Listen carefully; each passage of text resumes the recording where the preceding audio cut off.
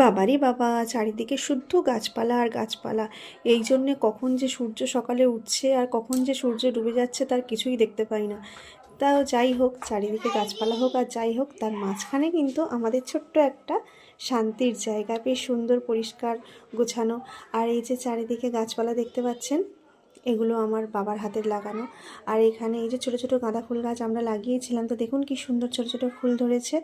তো গাছের জল টলগুলো দিয়ে আমার বর হচ্ছে পড়াতে চলে গিয়েছে। তো সন্ধ্যা তো হয়ে আসছে, তো এই সন্ধ্যাবেলা একটু চা না হলে চলে। চলুন বন্ধুরা, একটু চা খাওয়া যাক।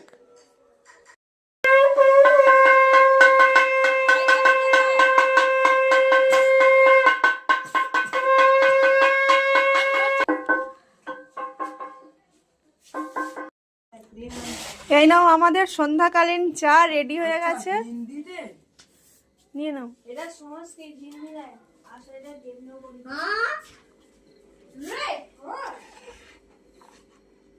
বিস্কুট একটা নিয়ে নাও।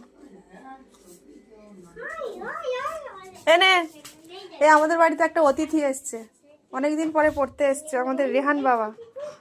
নাও, প্রজাপতি বিস্কুট নিয়ে নাও। বাবা, তার জন্য ভিডিও বানাতে হবে। নাও তোমার বিস্কুট।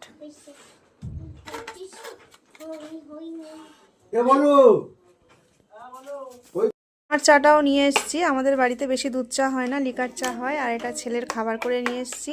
সবাইকে বিস্কুট দিয়েছি, কিন্তু আজকে একাদশী আছে, কিছুই খাবো না, শুধু চা খাবো।